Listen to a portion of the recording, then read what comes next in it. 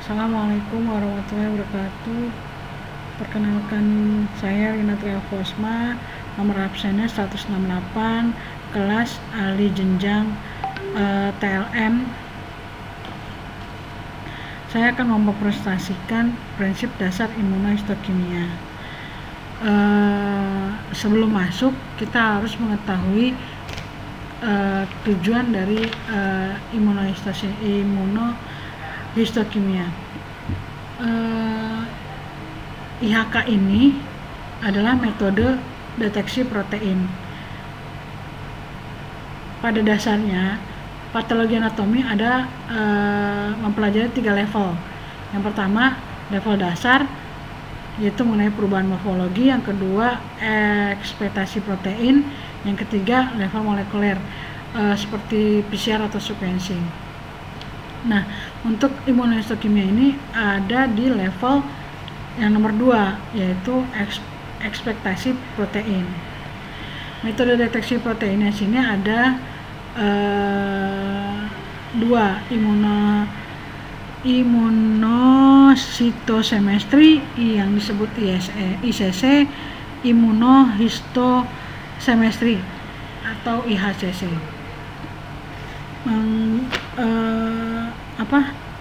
Menggunakan Western blotting, ELISA dan flow cytometry.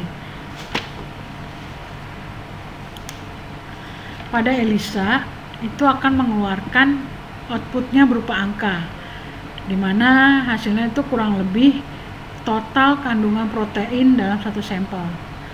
Nah, kalau untuk IHK itu sendiri, yaitu kan untuk menentukan obat atau terapi.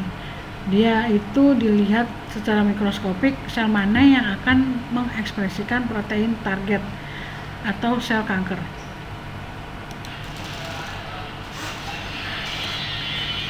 Kelebihan IHK itu antibodi mengikat antigen secara spesifik. 2, memberikan informasi lokasi pasti, dapat digunakan untuk menemukan sel dan protein tertentu, dapat digunakan untuk mengidentifikasi kejadian seluler, misalnya apoptosis. Aplikasi IHK ini aplikasinya bisa pada penanda prognostik pada kanker, tumor dengan histogenesis yang tidak pasti, metatase, respon terhadap perawatan, infeksi, penyakit neurogeneratif, penyakit otot, dan trauma otak. Ini berikut respon treatment, di mana sebelum pasien melakukan kemo diberikan target terapi dulu. Ini contohnya pemberian hormonal obat IR, PR, HER2.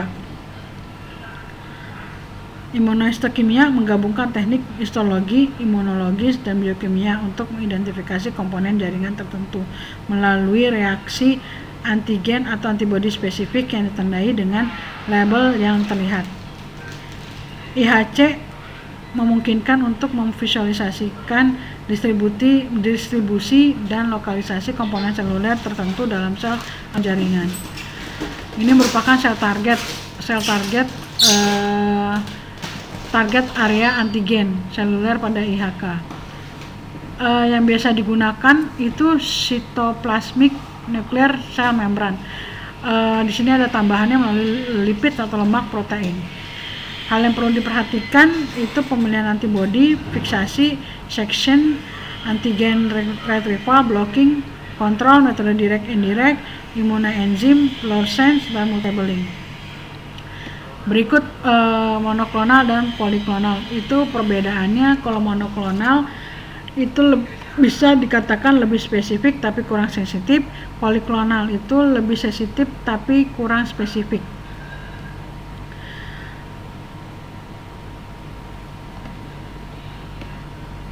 Untuk antibodi yang bisa diaplikasikan itu IF, ILC atau IHC, Western blot, ELISA, IIP. Seperti tadi saya sudah dijelaskan awal ya. Untuk ELISA itu outputnya berupa angka.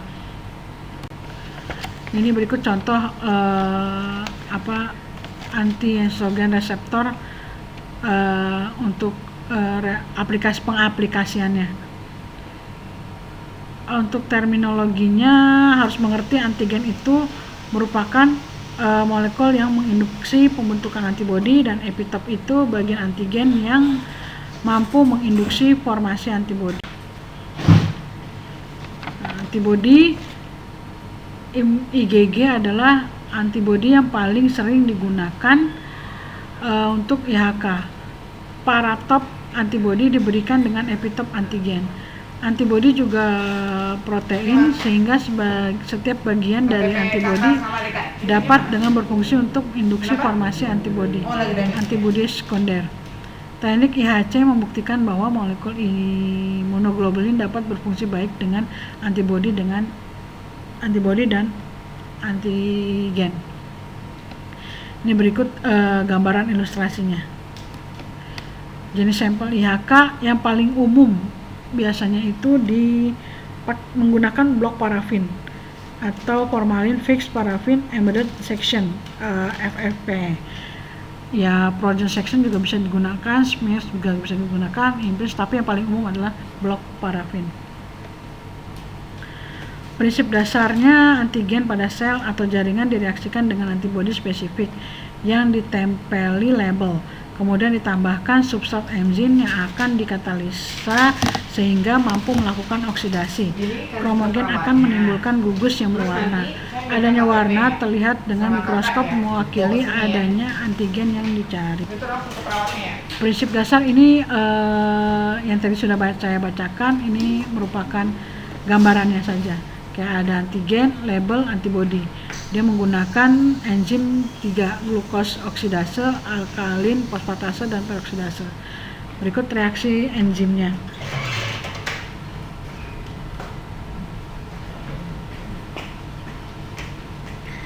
Mana enzim ditambahkan substrat plus kromogen akan menghasilkan warna yang nanti bisa dibaca di bawah mikroskop.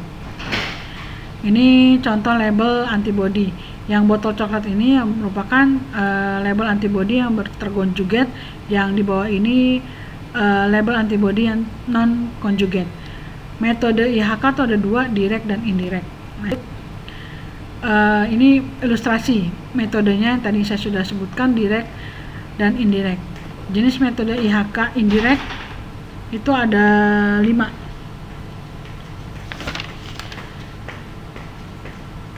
Paling sering digunakan dalam aplikasi IHK atau dipakai IHK itu LSAB, polymer based labeling.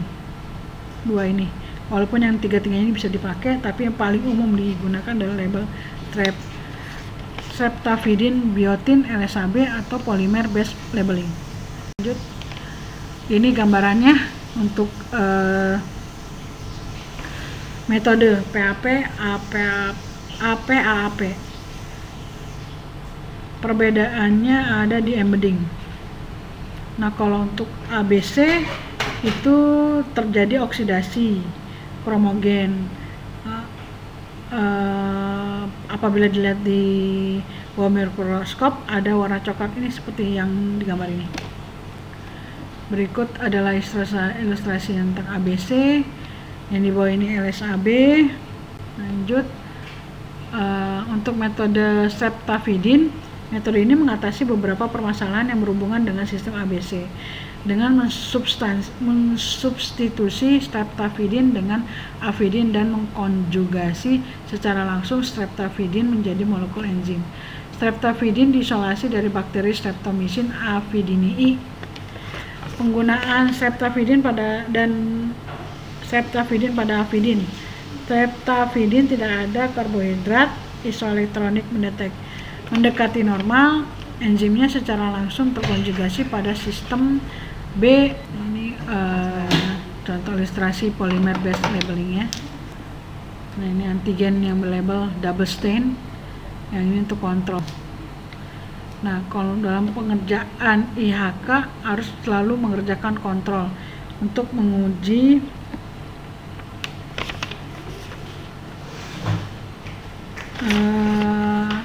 kualitas reagen. Nah, kontrol internal itu dilakukan bila hasilnya itu tidak sesuai ekspektasi. Jadi harus melakukan kontrol internal. Itu bisa dipengaruhi oleh penundaan fiksasi, jenis fiksasi, pH dan baper waktu fiksasi. Nah, faktor dengan efek tidak dilaporkan pada IHK yaitu rasio jaringan pada saat fiksasi, jenis prosesor yang digunakan, jenis parafin yang digunakan, durasi pencucian setelah fiksasi, jumlah dan posisi spesimen selama dehidrasi, sama durasi penyimpanan blok parafinnya. Oke, sekian presentasi dari saya. Assalamualaikum warahmatullahi wabarakatuh.